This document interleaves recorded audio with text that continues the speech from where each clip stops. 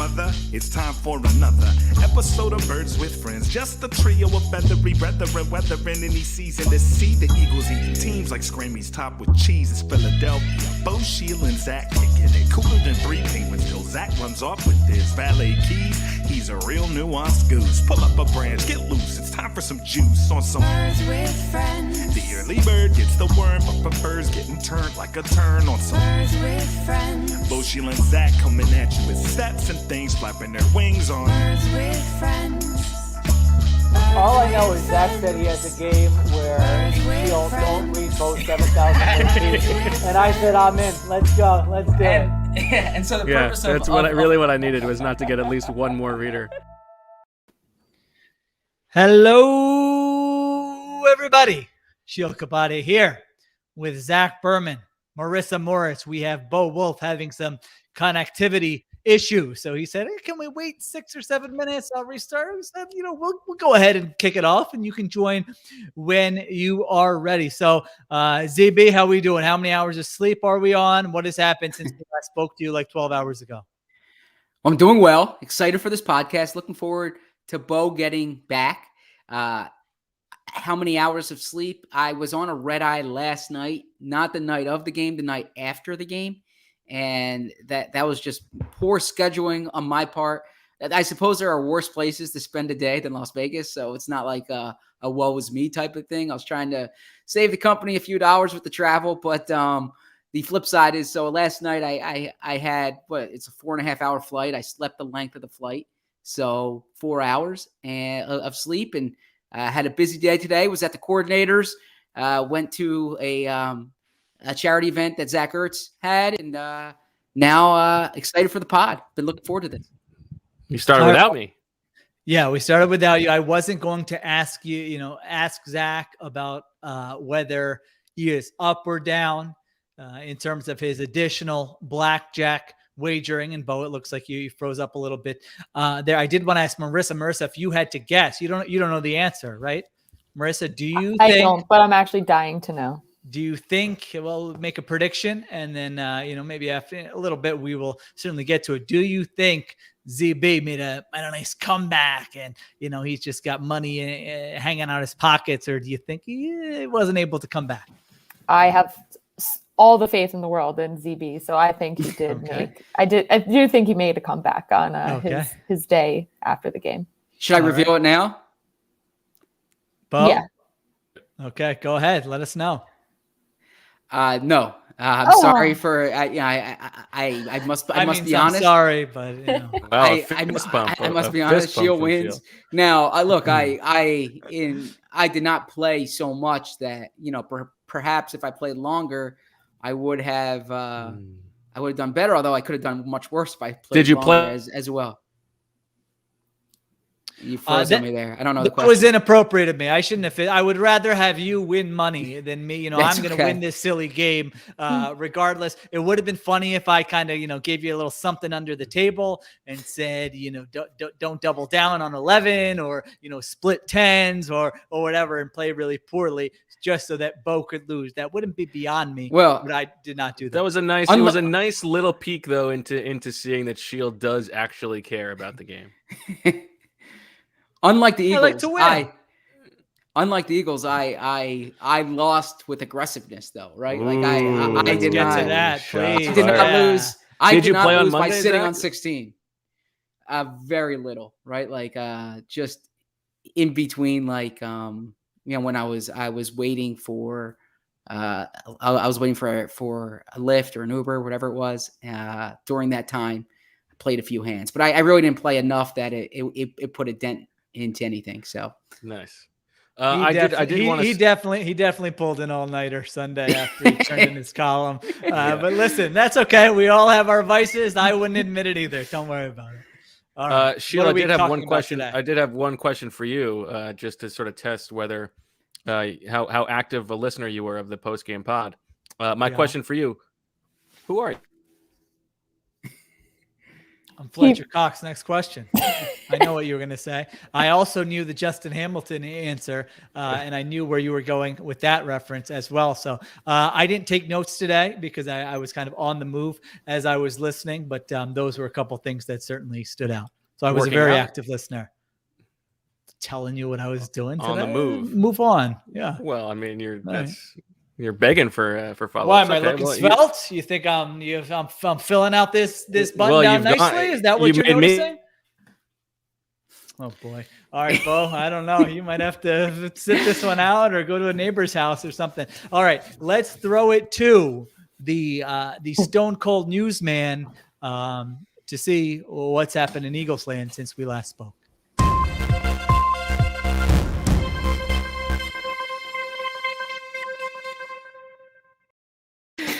I can't live that video down, can I? The Eagles traded Joe Flacco to the New York Jets for a sixth round, we'll say a conditional sixth round pick, but mostly we'll call it a sixth round pick.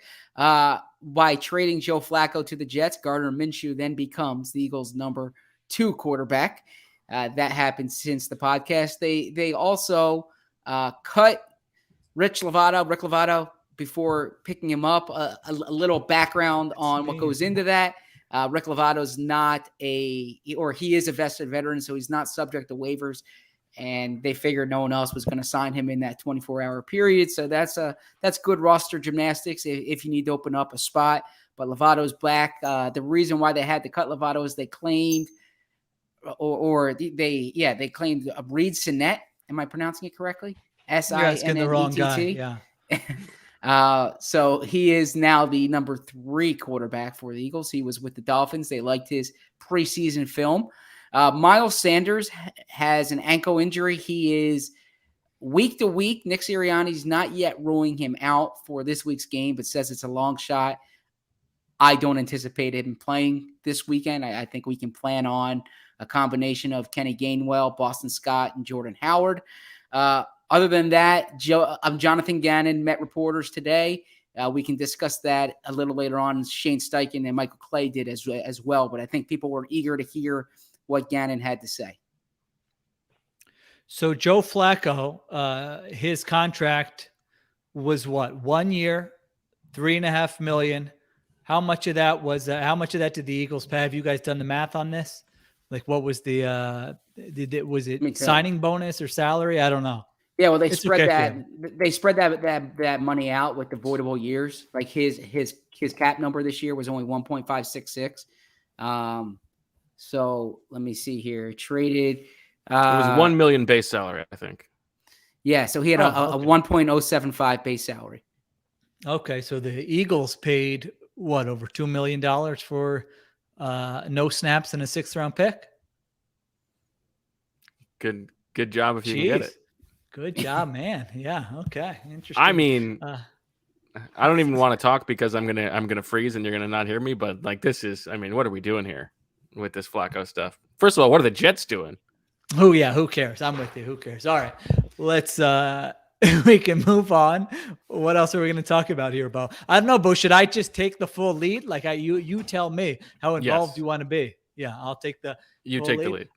All right. Well, Zach, I do think that the audience and I specifically would be interested in what Jonathan Gannon had to say. And I can tell you, after you tell me what he said, I can kind of tell you what I saw on film, what I thought as I was watching that, what I think about this defense 7 weeks in. I tweeted about it. I'll plug the real-time section of the Athletic app, which I know Zach is a big fan of. I had a little thing in there also. But what did Jonathan Gannon say about what Fletcher Cox had to say after the game, about the way the defense is playing, and about the state of the unit he is coordinating right now?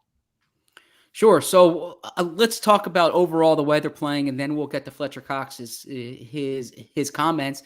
He agreed with the defense needing to challenge the opposing offense more. He said actually Nick Sirianni's comments after the game came from him. He had his quote was that it's hard to play winning football when the ball doesn't hit the ground, and so he said he might need to change some coverages up, challenge more, get tighter.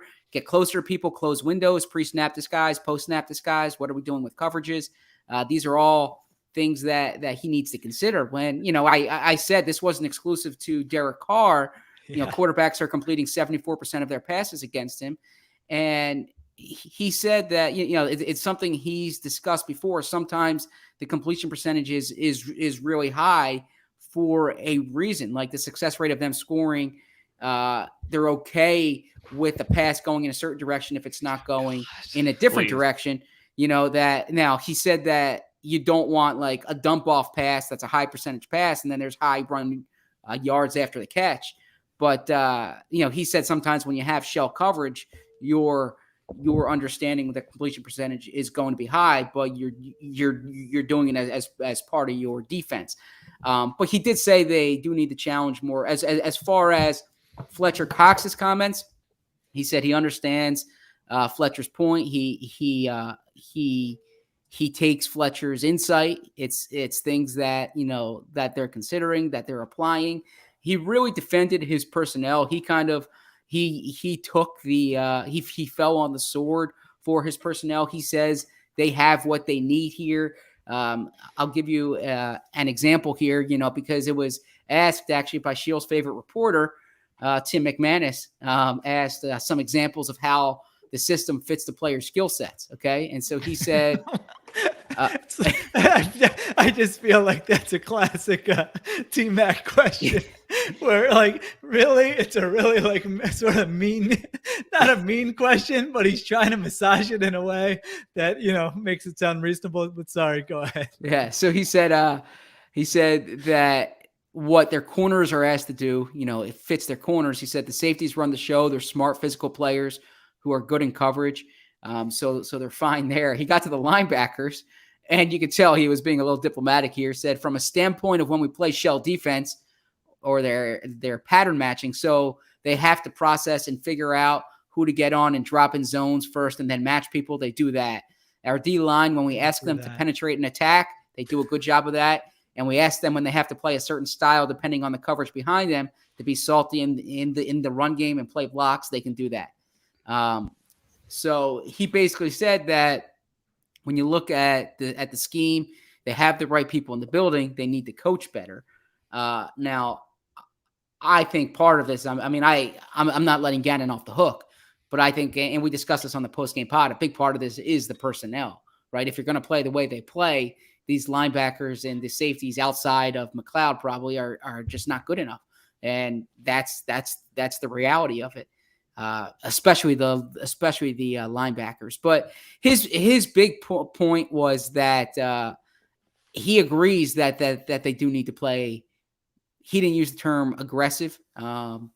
It was what was the term that they need to challenge more, that they need to challenge the opposing offense more. And he agreed that when the ball doesn't hit the ground like that, you're not going to win games. So I kind of I understand what he's saying about like the high rate of completions against them this year, but I don't think it's consistent with the way teams have played against them, right? Like if you're talking about like Matt Ryan doing that against you, right? And they didn't get any big plays over 20 yards. That's something you wanted. Oh, okay. But since then, you've had a lot of teams get yards after the catch, really taking advantage of it. Like the best example, and I don't mean to ramble here, was the game the other day when they had that 90-plus yard drive and it didn't get the third down.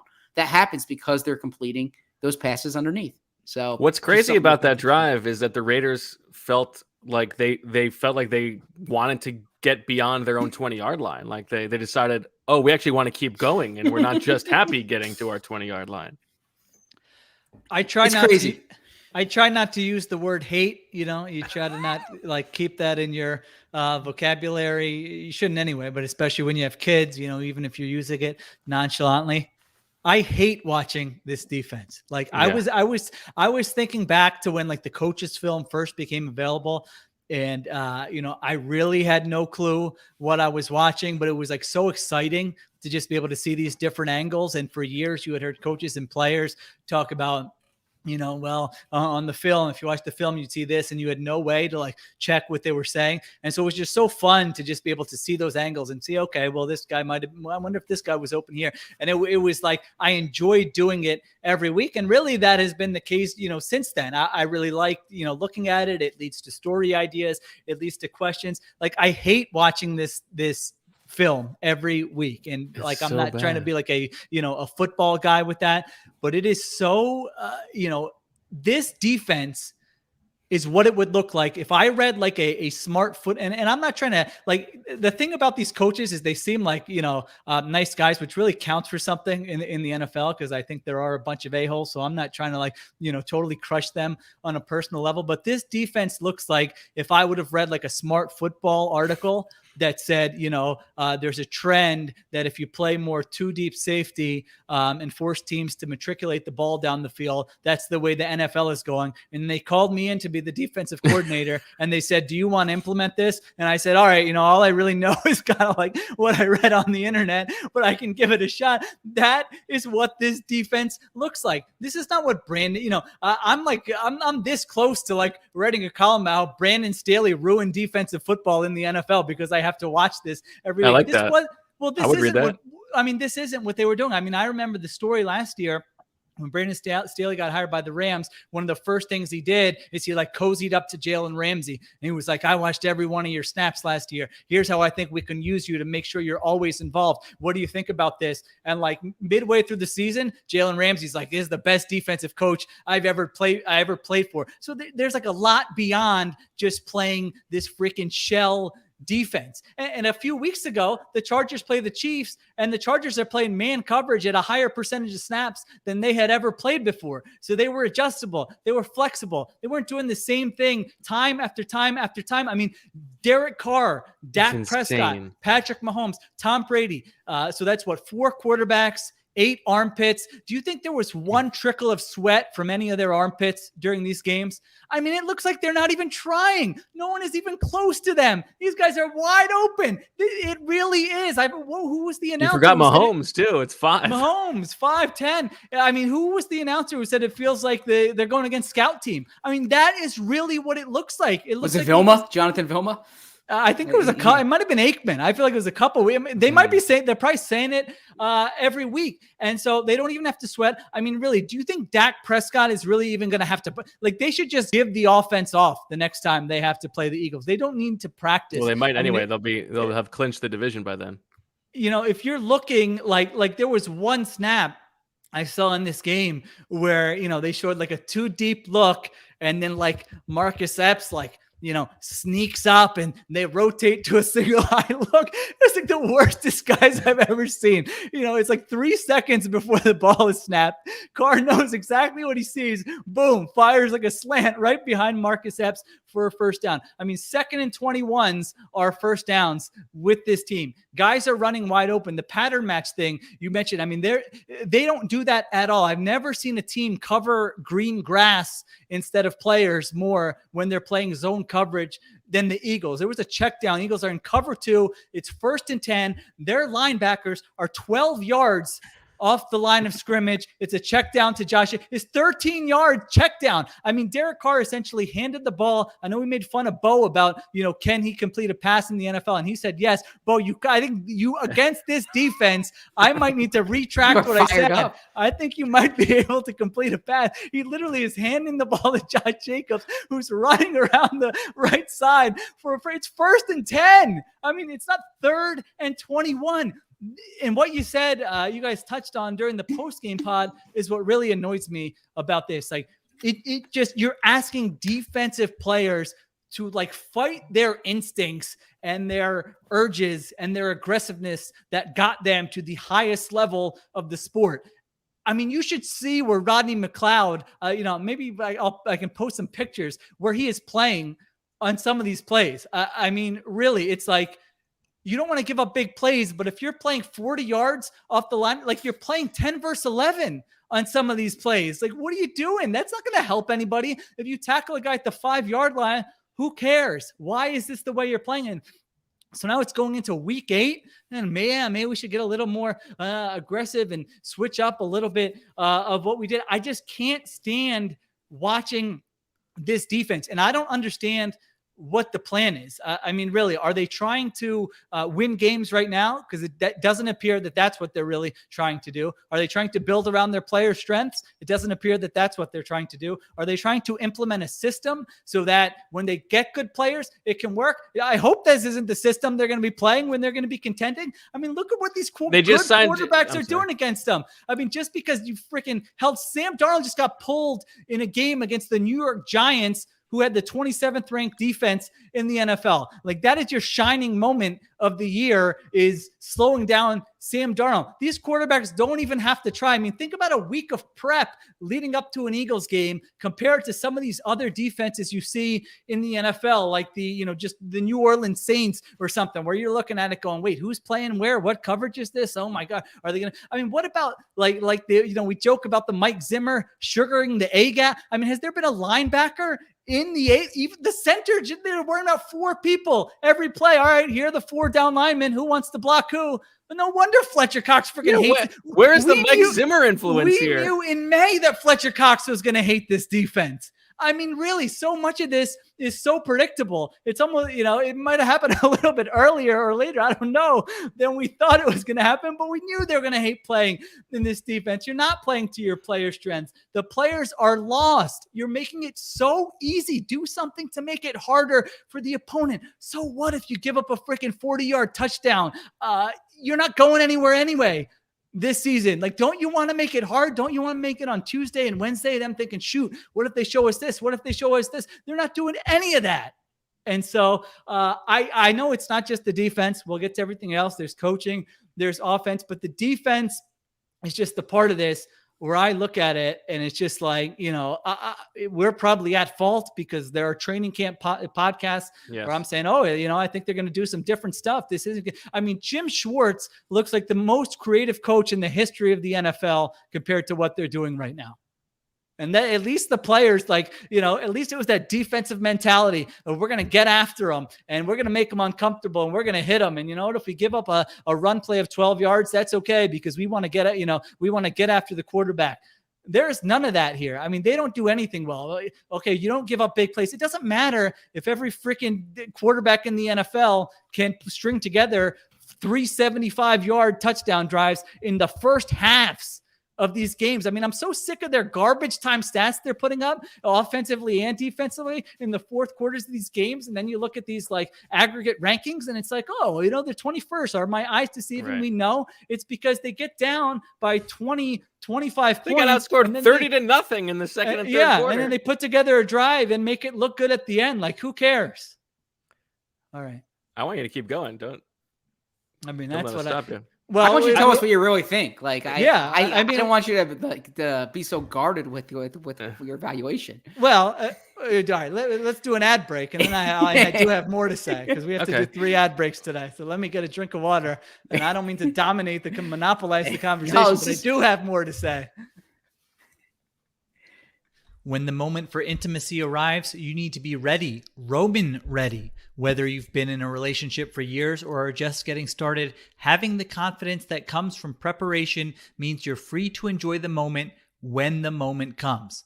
Go to roman.com/BWF now to speak to a U.S. licensed healthcare professional about erectile dysfunction and get $15 off your first month of treatment. ED is more common than most people think. In fact, 52% of men between the ages of 40 and 70 will experience some form of ED. Roman Ready is confidence personified. It is the self-assurance that comes from knowing you've prepared yourself for the moment when intimacy arrives. Take care of your ED without leaving your home. Complete an online visit today to connect with a U.S. licensed healthcare professional and take care of it.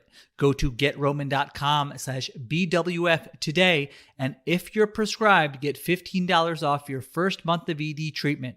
Make sure you're ready to have confidence and control this fall. Roman Ready. Finding the motivation to work out and eat healthy has always been a struggle, but that will change once you find My MyFitnessPal.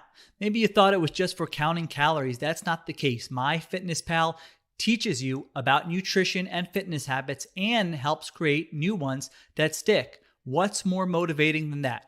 MyFitnessPal isn't a rigid diet plan. Instead, you gradually learn from personalized data that works for you.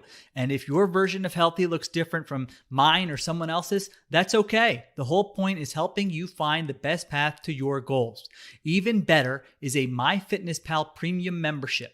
You get custom tools and expert guidance to help you reach your personal health goals your way. App customization lets you choose the right settings to help you meet your individual goals. So if you're into macro tracking, low carb, heart health, or whatever, you can stick to it more easily. Premium's deeper nutritional insights help you discover which foods fuel you best. With MyFitnessPal, you're not going at it alone. You have access to guided daily workout and meal plans written by dietitians and exercise scientists, plus support from other members with shared goals and experiences. MyFitnessPal does way more than just count calories. Get the support you need to meet your health goals. Unlock all the amazing things MyFitnessPal can do. Start your premium membership today. Go to bwf.myfitnesspal.com and use code BWF to get a 1-month premium membership for free. That's bwf.myfitnesspal.com, code BWF for a free 1-month premium membership. bwf.myfitnesspal.com.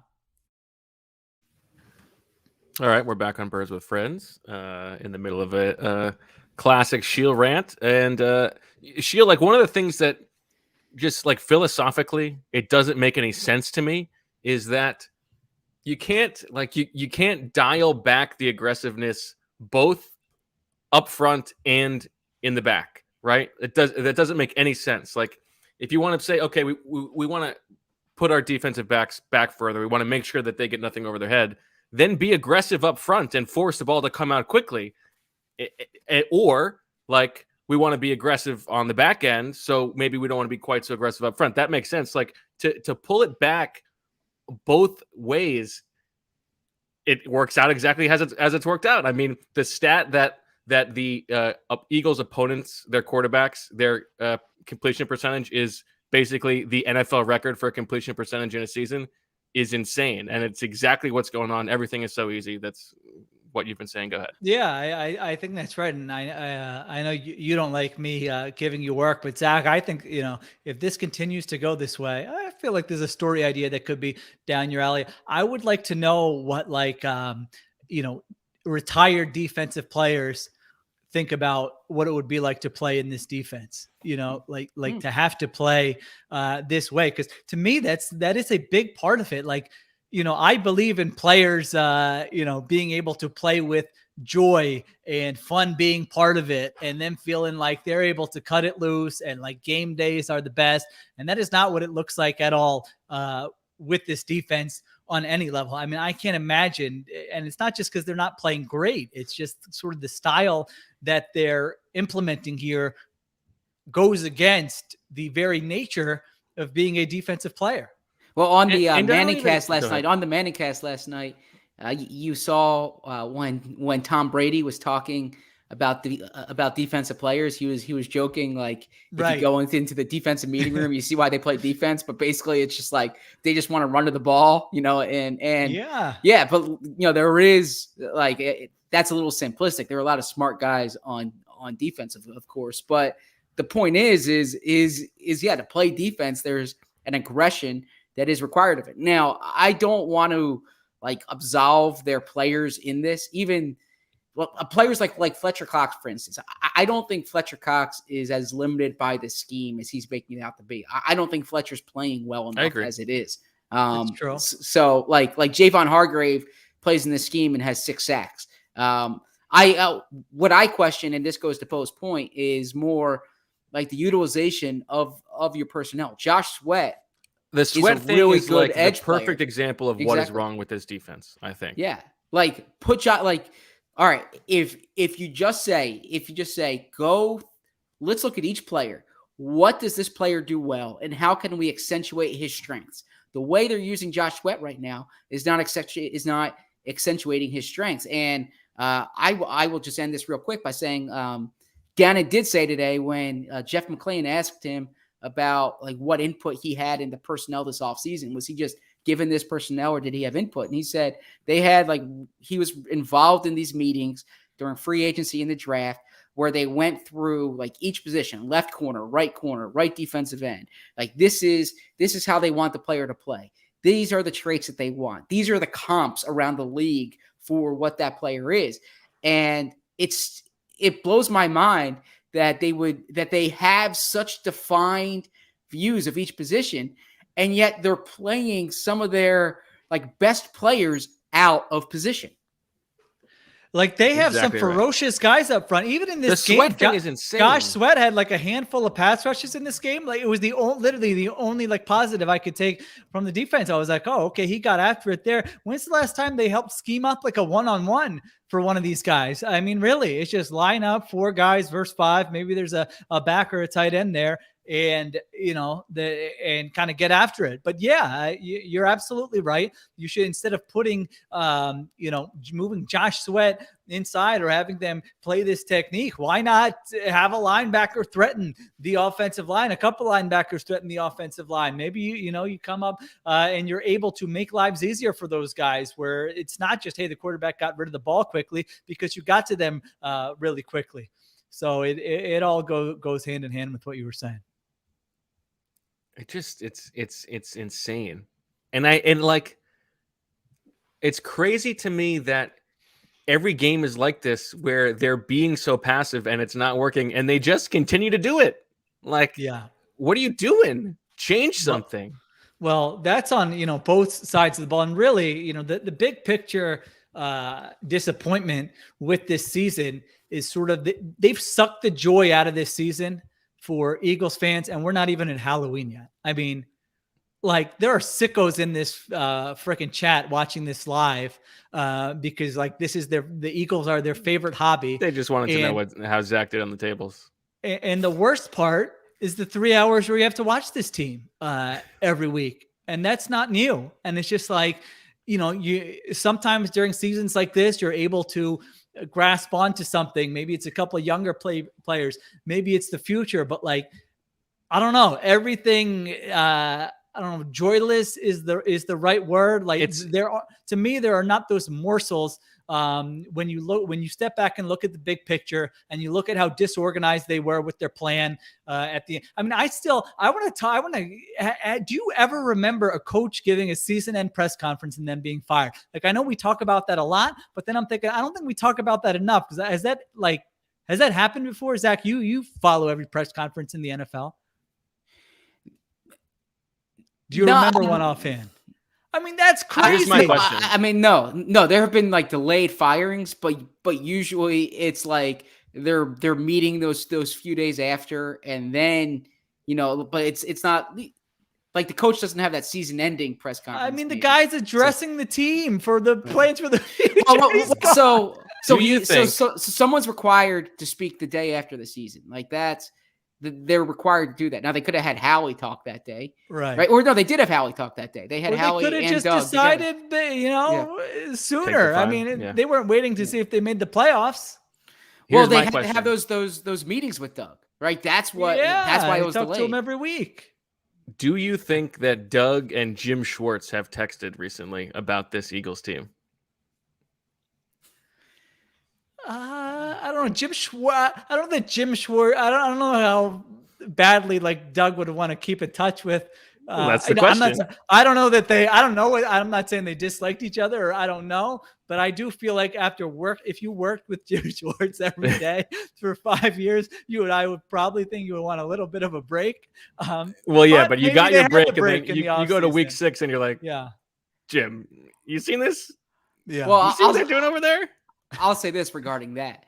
If Lori's fear and having Doug back, and by the way, when I meant they had to have those meetings, I didn't mean the Tuesday meetings. I meant those meetings in Florida after the season when Doug and Jeffrey kind of had those, let's say, the philosophical differences. I feel like they've talked. But if if Laurie's concern with Peterson coming back was that Peterson would try to maximize 2021 and they couldn't do that, like, I don't know how much maximizing 2021 there could have been. Like if Doug was back, well, and assuming that Carson's trade still occurred, I don't know how much is different now because, yeah, like I don't think the coaching is very good, but I think personnel is a major issue here. In particular, like how many times have we talked about linebackers over the past few years? And that to me is such an issue when I watch this defense. And when you just look at the playing time distribution, like Gannon's being polite when he talks to us. He doesn't have a linebacker who he like trusts using out there. He's mixing and matching because he can't find one that he wants to keep on the field. These linebackers are a major problem in any scheme, but in particular in this scheme. Well, you know what you could do then? Take them off the field. Put an extra defensive back on the field. I mean, well, that's the thing. They don't have good safety depth either, right? Like they don't have. If they had like a third safety, like you have Kayvon Wallace who's hurt, and then you have Marcus Epps. Sure. By the way, we never talked about on the post-game pod. We did not address the Anthony Harris hands groin issue. What's there to address? He had hands injury and groin injury. How do you think he got those combined? By playing football. How do you think he got those combined? I think the defense. Belichick and Saban. I think the defense absolutely would be better if Jim Schwartz were the defensive 100%. How could it be worse? Jim Schwartz's greatest strength was that like he never coached a defense that finished worse than 16th, 18th like that, in DVOA. And so now speaking of the linebackers, I mean, a name that kept coming up on my field notes was Davion Taylor. I mean, he was lost in this game. What can you expect, though? He's a young player. He's not experienced, but just pointing out what did I notice? I mean, whether it's play action, whether it's having no fullback, feel in zone coverage about where the receiver is nearby. His was a name that I was writing down often. I mean, how many people in the organization do you think are having nightmares about day 2 of the 2020 draft? And that's not to say, 2020 draft. Now, that's not to say like the Hurts pick. Hurts is for a second round quarterback. Hurts is a good player, but when you consider the ramifications of that pick, right? Like, when you consider nobody wants Wentz here anyway.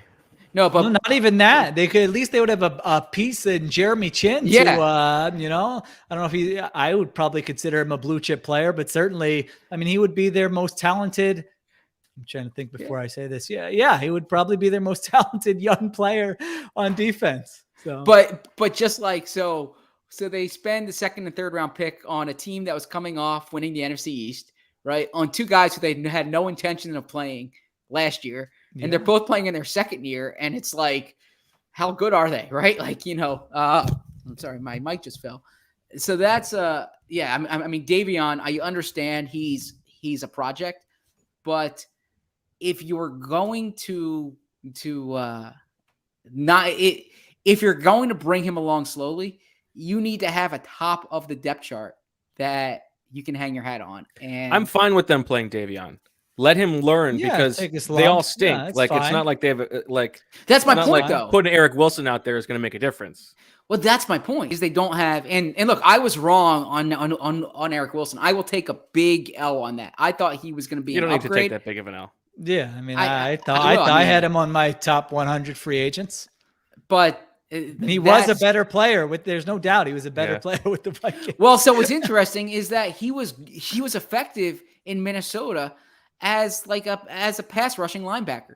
A lot of things. Right? He filled up the stat sheet. And he had sacks, he was good in coverage. Yeah. I wonder, would they use him in the Jannard Avery role, perhaps? Because Jannard Avery. No, you can't take Jannard off the field. He's doing too much. He's affecting the game in too many ways. How about that role? You just any reference to that role and whatever the hell it's supposed to be, just get rid of it. And at what point in these meetings was who was raising their hands saying, we want Ryan Kerrigan here, but we want Ryan Kerrigan to play what, the 4-eye at times And we, like clearly Washington did not want him back, right? He comes here on a modest salary. The league wanted him. And I don't know how they're using him when that doesn't make sense. None of these, they're getting what they paid for in free agency this year. Well, they didn't have a lot to spend, but that's what I'm saying. They're getting what they paid for. Right. Well, maybe that's why you don't spend $3.5 million on a backup quarterback who's not very good and is unnecessary on the roster. Roll that money together with the Eric Wilson money. Maybe you get an actual linebacker.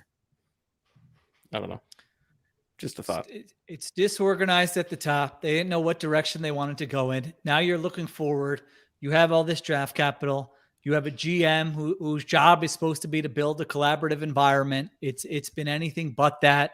As we've reported on, no one ever seems to be on the same page. The current personnel is not, filled with likable players. You have veterans like Jason Kelsey who are just wasting away. Really, can they trade? Is there a contender out there who needs a center that they could just trade Jason Kelsey to and say, don't worry about it. Like we'll take a conditional 7th or something. I mean, those guys are just, they're playing hard. They're giving everything they have. They can still play and they're just wasting away their final years. You have, coaching staff. They seem like nice people. They're probably put in a tough spot, but how could you come away with any other sense other than that they're in over their heads through 7 games here? Maybe it'll change. Maybe it'll be a learning experience. But my gosh, when it's, even this game, it's like the first possession they come out and they're going under center and they're running play action. And then there was a little Jalen Hurts, pin pull scheme. It's like, it's week 7.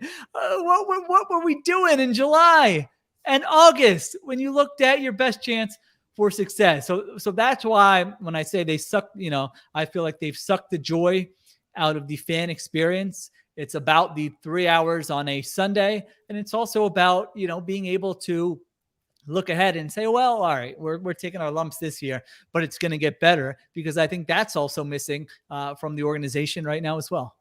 Well, I also want to say too that I know everyone in the city, us included, are getting on the defense, or is getting on the defense here. But the offense cannot be absolved. And let's save the offense for after the break. Okay, because fair. There's plenty to unpack there too.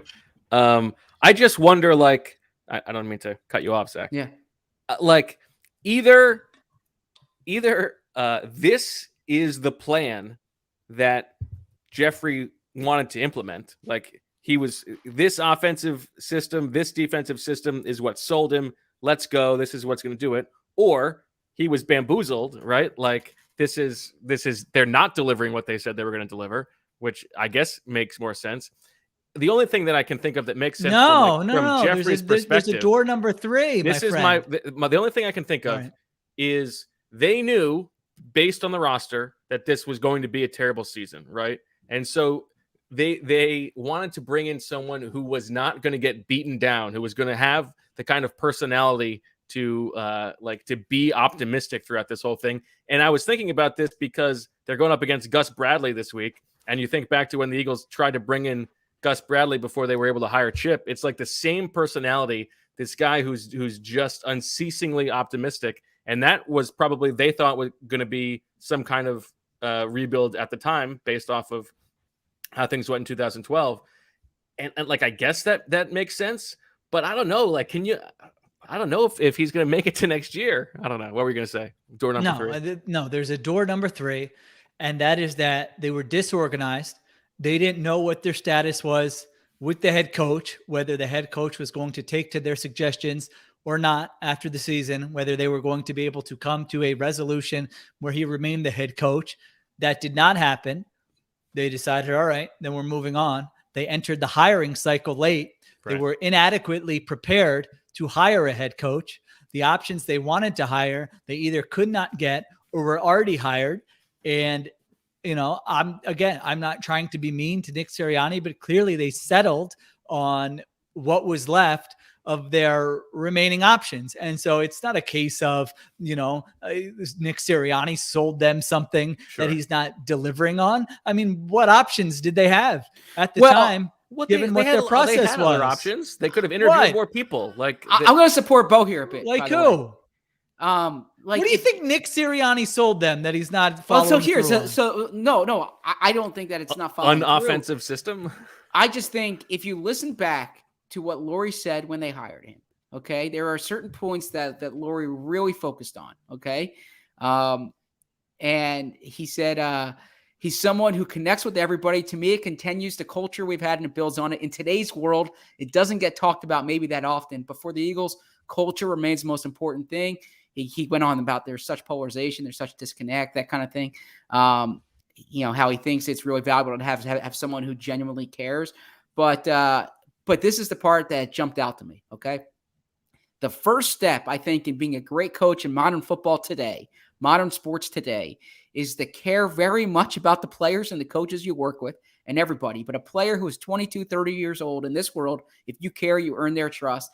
And then he went on that note. And, he said one of their prerequisites was to have a guy who cares. And so what I'm saying is that I think a big part of hiring Sirianni wasn't the offense that he planned to bring in, wasn't the defense that he planned to bring in. I think they were hiring Sirianni's personality as much as anything else. I think they were very much looking for a certain personality type. Now, it might not have been with, I don't know if I'll call it sinister intent, but what Bo was saying, how they thought they were going to be bad and they need someone who can handle it.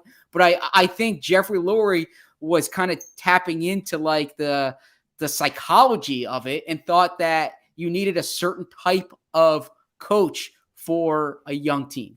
Well, he's delivered on that. I mean, the personality stuff, I think he's genuine in that respect, and he does seem to connect with players. But by the way, that personality, in my opinion, it's not just somebody who can connect with the players. It's somebody who I, as the owner, feel comfortable with. It's somebody who can also work with the GM, who is not, had great relationships with everybody and might not be the easiest person to work with. So it's someone, and Sirianni seems to have that personality. As we said back in whenever it was, like, he doesn't seem like a jerk. I don't think he's going to go in there and ruffle feathers or, I think he's somebody that people probably like having in the building. But is that the, prerequisite for being a great head coach? No, I mean, just that is certainly not going to be enough unless you're hiring a great offensive coordinator and a great defensive coordinator and you're just a CEO type. And by the way, I said this in our back and forth today, Zach, but we talked about, Doug and Schwartz texting. How do you think Deuce Staley looks at this situation from afar? Like, this is what you passed me over for. This is what you dragged me along for so long and then looked over me for. This group of jabrones? Well, in that aforementioned press conference, remember Lurie said Deuce is like a son to him, right? Yeah, well, so no, that's a sort of like, I guess, a son as in Logan Roy and Kendall Roy. I'm not caught up. No spoilers. Hopefully this ends soon. But just the transit now to get off kind of the big picture coaching thing. Should we take a break? Let's take a break and get to the offense. No. This transitions from the defense to the offense. I just had a question for you about that because this is something that came up. Mike K asked the question. It was a good question. That's Mike K of NJ.com. It was a good question, and I think NewJersey.com is what it is. It's an inside joke there, and it's something that Sirianni has alluded to, that with the defense playing this style where they want to force these long drives, right? They don't want to do, as Sheil pointed out on WIP, they're not trying to force that early result, okay? Quick outcome. The quick outcome. Thank you for the plug, though. Yeah, they want like the 10, 12 play drive and figure something bad's going to happen. But what that also does is that limits the amount of time that the offense has on the field. And it seems like Sirianni made this comment to John Clark in the post game, and then I thought this was a Kempski question. Yeah, no. Then Kempski asked Sirianni about it. Then Mike K asked Gannon about it today. Geez, you guys trying to butter up every freaking colleague. What are they going to bring you donuts? And Gannon said, unbelievable. Gannon said that is it is a good point. It is something to consider, right? That that there's this complementary aspect to it, and it does kind of take the rhythm away from the offense. Now, I think that kind of, I'm not letting the offense off the hook at all, but I'm just curious if you guys think there's any validity to the length of drives that the defense just is don't allowing suck. the offense. Like, Don't go 3 and out. You know how you stay on the field? You don't go 3 and out. You just don't try turn not the to ball suck over. so bad. I It's agree. unbelievable. Find a rhythm. Give me a break. All right. So ridiculous. If anything, they should be well rested. Maybe that is why they're crushing these teams in the fourth quarter when they're down 30 points. Stuff's coming together. The offense hasn't played that much. All right. Let's get to a break. You know, Bo will not stop talking to me about Peloton. Committing to make time to work out can be tough, but as he said, with Peloton, you can start building fitness into your routine with thousands of cardio and strength classes that take as little as 15 minutes. The original Peloton bike now costs $400 less, so now is the perfect time to start building the momentum to reach your fitness goals. Sometimes when things get overwhelming, taking care of yourself is the first thing to go. But even if all you can spare is 15 minutes, you can seamlessly fit cardio and strength classes into your routine with Peloton. And there's never been a better moment to commit to your fitness goals because the original Peloton bike is now $400 less. Whether you're looking for some extra encouragement, structured workouts, or just in the mood to laugh, their instructors are there to bring out your best during each class. Peloton isn't just game-changing cardio. Add a strength class to your ride or combine cardio and strength into one workout with Bike Boot Camp to get a total body fitness experience. You can get one subscription for the whole family. The All Access membership is like a family plan for no additional cost. Bring home the Peloton experience for your whole family with access to their entire class library, encouragement from expert instructors, and the convenience of working out from home. They have limitless class variety with an endless variety of live and on-demand cycling classes, live and on-demand strength yoga, and stretching classes off the bike. You'll keep coming back for more. Experience motivation like never before with the Peloton bike, now $400 less. Go to onepeloton.com to learn more. That's onepeloton.com. If you want to pay off your student loans faster, listen up.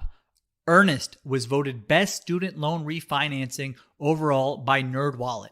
Earnest has some of the lowest rates, flexible payments, and an in-house team ready to help. With Earnest, you could change your interest rate, get a lower monthly payment, and you never pay fees, not even late fees.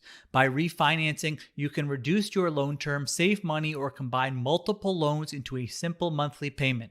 And if you have questions, you can even talk to a real-life human at Earnest for help. When you pay less interest, you can put that money towards your goals. With Earnest, it only takes 2 minutes to see what your new rate could be, and there's no credit impact. And right now, Earnest is offering our listeners a $100 cash bonus. Refinance your student debt at earnest.com/birds. Not available in all states. Once again, you get a $100 cash bonus when you visit earnest.com/birds to refinance your student loan. Visit earnest.com/birds for more details. Not available in all states. Terms and conditions apply. Earnest student loan refinancing made by Earnest Operations LLC, NMLS number 1204917, California financing law, license number 605478853. All right, back on Birds with Friends. Time to turn our attention. Go ahead to the offense. Quick Go ahead, number. Sheila. The Eagles are averaging 10.71 offensive drives per game.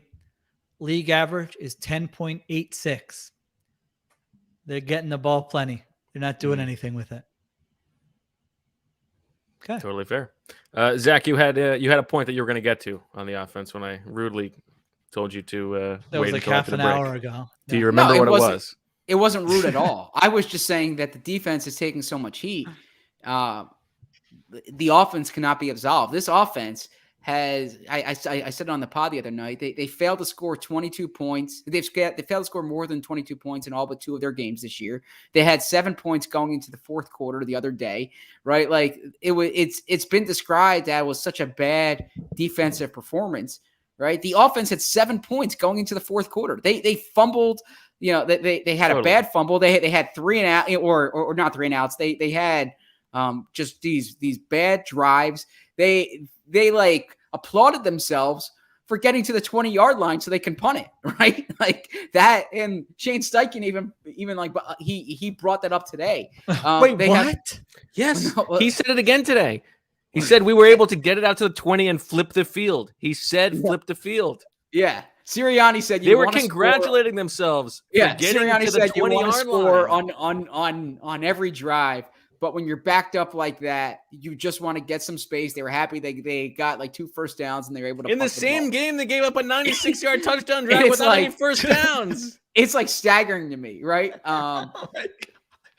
That would be great if they were backed up inside their own 5, got to like the 25, and then just took three knees. Yeah, 2 knees and punted on 3rd down. Yeah. Mission accomplished. So, oh my gosh. So my point about this offense is I still don't think they have an identity. Okay, I still don't think they are using they're not playing to the strengths of their quarterback. They are not they're not highlighting the guys in the offense that they should be highlighting. I understand they have limited plays, but they're the reason why they have limited plays. So I think to me, the offense is a bigger concern than the defense. Well, it's like, I mean, it's really picking like the worst, the lesser of 2 evils. I think that the defense is more annoying because the offense is at least 100% true. Because the offense is at least like spectacular and it's like it's always bad in different ways. Whereas the defense is just always bad in the same way, and it's like makes you want to pull your hair out. The offense is probably more concerning because you've hired an offensive coach, and it doesn't look like they know what they're doing. Like to me, the defense has a plan. Like we can disagree with their plan, but like I can watch. I can tell you what the defense is trying. I can tell you what the defense is trying to do. I can't tell you what this offense is trying to do. Like I don't know what this offense is trying to do on a given week. I am. Has your Jalen Hurts opinion changed, Sheil? Because I like this game to me was maybe the end for me, and I talked about it a little bit on the post game pod, but it was like he's never going to be the kind of player he isn't. Right? He's never going to be a great pocket passer who sees everything, but he couldn't even do the things that he should be good at in this game, like missing easy throws, making bad decisions in the open field. It was just like, he's allowed to have bad games, but I was pretty dismayed with his performance in this game. Yeah, I mean, I don't think he played well. I don't think he has played well. I would say the issues with seeing the field are probably greater than just the accuracy to me. I mean, he's really, when there are plays to be made, he's not making them, and he's making life more difficult for himself, not to absolve the coaching staff there. They're not doing a lot to help him either, but when he does have opportunities, he's missing them also. So I don't know. Can't remember what my stone cold opinion was of Jalen Hurts. I mean, last week, I think I said he could have like a Tyrod Taylor, Case Keenum type career where Case Keenum. He's a winner. That's true. Yeah. He stays friend in the league. Friend of the pod, Case Keenum. For a while, and maybe starts here and there, but is more years than not he's a backup, and I still think that's probably the most likely outcome for Jalen Hurts. So yeah, I would agree with that or disagree with that. I don't know. I don't know what the prior thing was. I find it hard to really analyze the offense. I mean, I don't know. I guess it should be hard to analyze the defense because, but for some reason, the defense just annoys me more. The offense, you can put blame on the quarterback. You can put blame on the coaching staff. Jordan Mailata, by the way, I mean, he's getting smoked in that game. And what was it, 2 games ago where he had the series where he was playing right tackle, and he gave Right. up 2 cents. Oh no, that was that Yeah. was the Bucks No, it was game, two- right? No, that was that against the Reddick. Panthers That game. was That was the that was Panthers. on That was Reddick against 2 weeks ago. Reddick. Okay, Yeah. so I'm not like sounding the alarms or anything, but you would like him to certainly play better. Landon Dickerson is having some issues, I would say, in pass pro for sure. So it's like a combination of bad things. The coaching staff isn't making it easy. Jalen Hurts isn't going to get the ball out on time, But they got Dick Rod like involved, which I thought was anticipating. helpful. Did they? Did he play? He played like 8 snaps. Oh, okay. I stopped once it got to 30-7. I go, I'm not watching anymore. I don't care what they did in garbage that's time. So correct. if you reference any of that, I'm not watching it.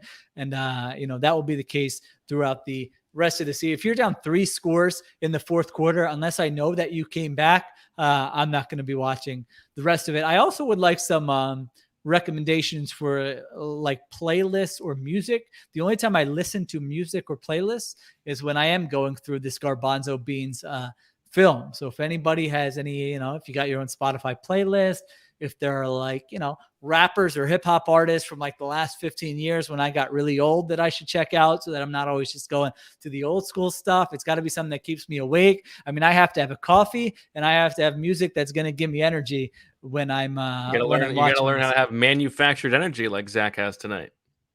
So I don't know what does that mean? That's Means what you Zach got said. 5 hour create energy? Yeah. No, Wow. I said before the pod, I'm gonna have 90 minutes of I'm just gonna bring the energy. I'm not gonna make excuses. I'm just gonna like focus in, and then after that, I can sleep 6-7 hours and I'll be good. 6-7 hours. It's gonna be 9:30. Why don't you treat yourself to like 8 hours? Well, I'll Good get up at question. like 5:30? 5:30. There Yeah, you go. so- 9:30 to 5:30. Let's Well, wrap it up. I'm not gonna. I'm Sleep not gonna is fall asleep important. the minute the pod ends. Yes, it's the number one thing that my wife gets on me about. So why don't you believe it? You're a man I of do science. believe it. I just Got wish. things to I just do. wish. Yeah, I mean, there's only a Gotta make it finite a amount of hours priority. in the day. All right. I probably should. It's just You're not as old as me, but you're getting up there. Sleep becomes very important. I'm feeling that because I mean, I'm not throwing any of like the other writers under the bus here, okay? But I remember back when when I like started on the beat. Yeah, when I started on the beat, like I would take these red eyes home, and these other guys would be like complaining about it. And what are you talking about? I'm like, this is so much more efficient. You can sleep for a few hours. If you fly during the day from the West Coast, you literally don't have a day. I'm fine today. Like this is nothing, right? And I was saying that as like a 25, 26-year-old, right? As I'm 35 now and I'm starting to feel it a little bit more. So I got to imagine that like in like 10 years, 15 years, when I would get off a red eye, like I won't be able to function. Yeah. So I retroactively apologize for that thought of like how's anyone else not handling the red eye. Okay. So if you have musical recommendations, hashtag. Sheil's soundtrack.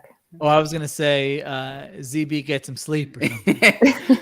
That too. No, but I do want to make this point about the offense versus the defense too. The Eagles' last 8 first and second round picks are on offense, right? Nice nugget. They've built this. They're supposed. That's a great. Wow, that's a fantastic, Zach. Going back the energy. Wow, I love. Well, no, those have all been by the same person, so we can't play the this guy was doing this and It's going back to the 2017 draft. They took Barnett and Sidney Jones. Since then, you had Goddard in 18. You had you had Dillard, Sanders, and JJ in 19. Wow, you had fantastic. Obviously last year Hurts and Jalen Reagor. It was the other way around, and then this year Devontae and Landon Dickerson. I love that. Oh my god! So, this is what they've built. This is what they're throwing out first there. And second round picks. That's over a 4 lot. years, You and can this miss is on what a they few have. of those. Yeah. But so like my point is that based on and the best player and the best players on the offense are none of them.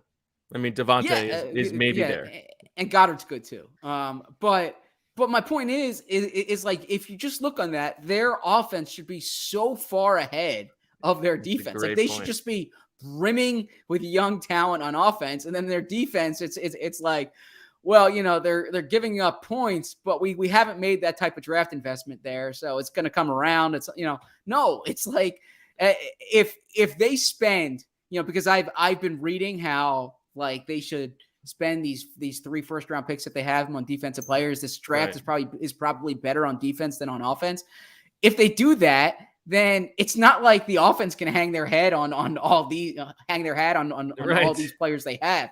So so I think that that's my point. It's just like based on the way they've built this team, this offense just should be loaded with young talent. That's absolutely right. I love that. And that's with hitting on like late round picks with hitting guys on Mailata playing at a competent level. Right. And Mailata and Lane Johnson. Driscoll's fine. You had a couple of veterans in there. Quez is even, as a rotational guy. Quez. And even with all that, this is the offense we're watching every week. It's a good job. When did you come up with that nugget where you like, did you like double check? We're like, oh baby. No, we hit him with this at the 1 hour, 5 minute mark on Tuesday night. No, we wrote that during the draft. Oh. That this was another. Clearly, I don't remember. Yeah. Bo didn't remember. I mean, I haven't seen Bo that impressed with anything since I don't even know. Yeah, What's the brewer since the Resident Culture IPA I saw him have like 4 years ago. I didn't think that was like a novel thing. Bo has done great pieces on like the way they've invested their draft picks. Yeah, but it's a good. I don't think it's a good framing. Like they're all still here too. It's not like it's not like JJ it was cut. They're all still here. Can we get a nice like a viral tweet out of this, Zach? You think?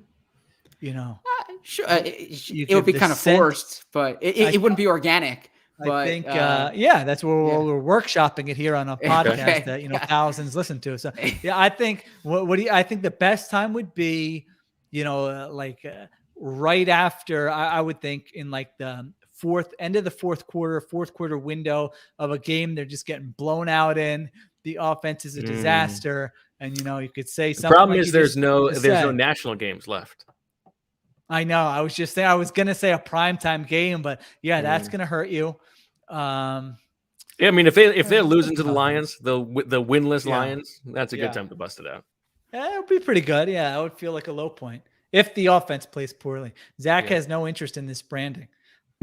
Zach likes branding, but I think he might just be too tired or he doesn't want our input. No, he's like, I don't need your guys' input. No, he's like, Bo, I've seen your tweets. He gets viral. He gets viral on his own. Yeah, he's like, Bo, I don't need you telling me what to tweet. I haven't understood a thing you've said in 3 years on Twitter.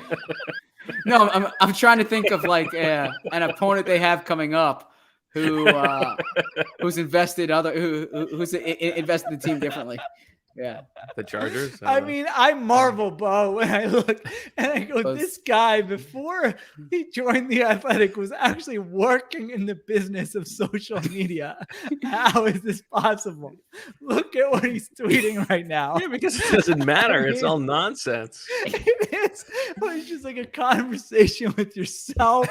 To reference, I have no idea what you're talking. Like, unless somebody knows exactly what you're talking about, or the 50 minions or whatever, they're like, giving you I wish I had 50 followers. Everybody else is like, they're just going through their timeline. Like, what the hell is this guy talking about? It is funny to think. Like, there are some people who follow me that it is funny to think about what they must think. Peter King. Tweets come across. Yeah, like what is Peter King thinking? Yeah. Well, so like, right. I mean, we need another ad break. Oh, all right, let's do it now. Let's do it, and then I'll tell you my I have an off-topic thing that I want to say. If you've got a small business, you know that there's nothing more valuable than your time. So stop wasting it on trips to the post office. Stamps.com makes it easy to mail and ship right from your computer. Save time and money with Stamps.com. Send letters and packages for less with discounted rates from USPS, UPS, and more. Since 1998, Stamps.com has been an indispensable tool for nearly 1 million businesses. Stamps.com brings the services of the U.S. Postal Service and UPS shipping right to your computer, whether you're an office sending invoices, a side hustle Etsy shop, or a full-blown warehouse shipping out orders. Stamps.com will make your life easier. All you need is a computer and standard printer, no special supplies or equipment. Within minutes, you're up and running, printing official postage for any letter, any package, anywhere you want to send. And you'll get exclusive discounts on postage and shipping from USPS and UPS. Once your mail is ready, just schedule a pickup or drop it off. No traffic, no lines. Cut the confusion out of shipping. With Stamps.com's new Rate Advisor tool, you can compare shipping rates and timelines to easily find the best option. Save time and money with Stamps.com. There's no risk, and with our promo code BWF, you get a special offer that includes a 4-week trial plus free postage and a digital scale. No long-term commitments or contracts. Just go to Stamps.com, click on the microphone at the top of the homepage, and type in BWF. That's Stamps.com, promo code BWF. Stamps.com. Never go to the post office again. All right, back on Birds with Friends to close this bad boy out. Sheil, you don't have to deal with this as much anymore. You had your big long road trip over the summer, so I guess you do. But I was thinking about Zach and I were sort of talking about like being away as the dad and then coming home, and I was thinking about like the best analogy for how you have to treat that situation. And at first I was thinking about like like a heat check Lou Williams guy coming off the bench. Like you got to come in and just get hot. Like you got to treat it with the manufactured energy that Zach was talking about. Then I think the best example is, or the best analogy is, I know you guys are not wrestling guys, but you got to treat it like that. Like, you know nothing about me. I would go to the Blockbuster video and get all 93 SummerSlam. And all right, sorry, go ahead. Okay, you got to treat it like a hot tag. Okay, so like it's like your tag team partner is getting beat up in the corner with the two kids. You know that they're just days and days of them just like working on your tag team partner in the corner. Then you finally get tagged in. You got to come in and you just got to come like rapid fire, clean house, make all the moves. You got to really be aggressive about it. And then once you do that, it's surprising how quickly your tag team partner gets back in the game. That's what always happens in tag team wrestling. You know what I'm talking about. Zach? I don't know the wrestling thing as much, but I understand the sentiment. Although where I get myself in trouble is like it's such a great it's such a great feeling. Don't joke about that. Okay. It's such a great feeling when like the kids come running up to you, you know, when you get back, right? They're like so excited to see you. And then like you're playing with the kids and it's like, this isn't, you know, oh, you had this for the past 2 days. This isn't so bad. It's like, you know, it's like, no, you don't realize what they were like at like 5:30 in the morning on Sunday, you know, that kind of thing. So well, you also get like they're super excited to see you. And then like 5 minutes later, okay, let's go back and hang out with mom. Yeah. Anyway. Or just chaos, disaster. They start ripping you. Could go in a number of different ways. What's bedtime like at the Kapadia household these days? Bedtime is 7:55. Screens are off. 8 o'clock, you go upstairs. Leela does a little toothbrushing and getting ready for bed. Goes in her room. Naya just goes right in her room. Leela's got to be. See, I'm just showing like what an absentee dad I am usually during bedtime during football season. You're doing podcasts. Yeah. Leela, I believe lights go out permanently by 8:30. So if she wants to fiddle around in her room for a little bit, she may. Naya, it is 9 or 9:30. One or the other. I do have kids. I see them. I swear. She's allowed to. I would just love to know if you asked your wife this same question. She would have a full detailed report. Well, football, yeah, because during the season, like Sundays, I don't do it. Mondays, I don't do it. Thursdays, I don't do it. Tuesdays, I don't do it. So it's yeah. I mean, the days Friday they probably get to stay up late. Saturday, do they get to stay up late? Listen, if you're wondering why the family's falling apart, it explains it to you right there. why we're a disaster. You guys are all great dads, and shout out to your wives because they definitely, I can't imagine how much they have to do during football season. So shout out to them if they're listening. Emily's not listening, but I sure appreciate that sentiment. I will let her know. How's Michael's bedtime routine? Oh my God. He sleeps more than a baby. See, He is knows. very He's gotta strict. get the rest. Yeah. He already texted me, I'm in bed. I'm like, great. Good for you. Yeah, he's very, very strict. Podcast till 2 a.m. Yeah. He gets his 8 plus 9, maybe sometimes 9 hours a night. Every single night. I always feel bad for him on like these nights when we do these post game pods. It was like 2 a.m. Marissa's time, and like he was just out there in like a football game, right? Like he actually was like part of the team that played the game, and all we did was like was sit in the press box, eat popcorn, then write about the game, and like I'm like, Bo, I'm exhausted, Yeah. Oh, but he sleeps Tom more Brady than really us. attacked me on the popcorn front last night. What's That that? stuff. Brady. He was making fun of his quarterback's coach Clyde for eating so Christensen. much popcorn. Yeah. Yeah. Well, he's right. They do have calories. So Dagger in my heart. All right, All last one from me. So I got this situation. So everyone knows we like Burlap and Bean, right? Is the coffee shop and media that the Kapadia support. Great spot. Rich Bobby. Another Oiler, example of my Deep theory that Upton any test. 2 words in the world could be the name of a store. Okay. But so they have this thing where if you buy the beans there, the coffee beans, they give you like the card, that's sort of like the old, where you check it off and then you get a certain amount and you get, so, if it was my way, I just would have nothing to do with this. It's going to take too much time. If I'm going to have to keep it in my wallet, I'm going to lose it. And then we bring it back. Who knows? Who cares? But the problem is you can't just say like, I'm out, because every time you go, they're going to offer you the card. So it was like, all right, we'll just go ahead and get the card. But so I use it, but my wife went and she gets the beans and they go, oh, you get a free 12-ounce coffee with that. She said, okay. She comes home. She gives me the coffee because she doesn't like black coffee. I go, no one's ever offered me this. What do you mean it was a free 12-ounce coffee? So I go in the next time, I'm all prepared. I'm going to give them the opportunity. I get the beans. I put the beans down. I put the card down. Anything else for you? What do you mean anything else for me? dying. You're supposed to be offering me. I could just totally picture Sheil like so excited to get the free coffee. You're supposed to be offering me the free 12-ounce coffee. So then I just have to order what I was going to order. I think I ordered I'll take a large. So hold on. The 16 card ounce. thing. Are you sure it wasn't like with however many purchases you get a free coffee?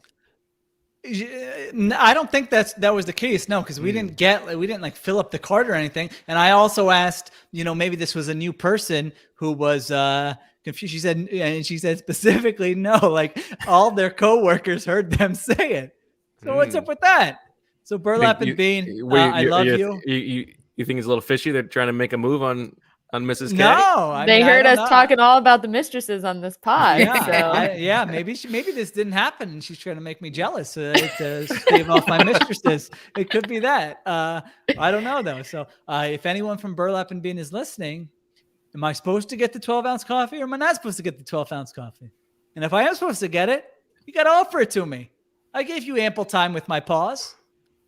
That's all. I really hope you go in tomorrow and somebody's listening and brings this up to you.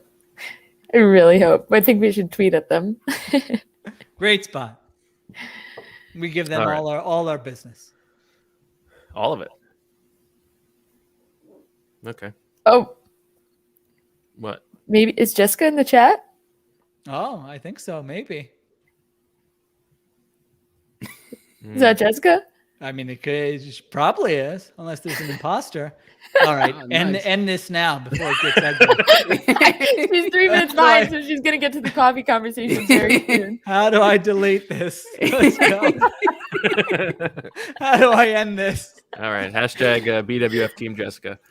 And then somebody said for the music, do do hashtag Hump Day Sheil, since that's the only time I'm an actual father. It was Wednesday. So Hump Day Sheil with some musical suggestions. That's really good.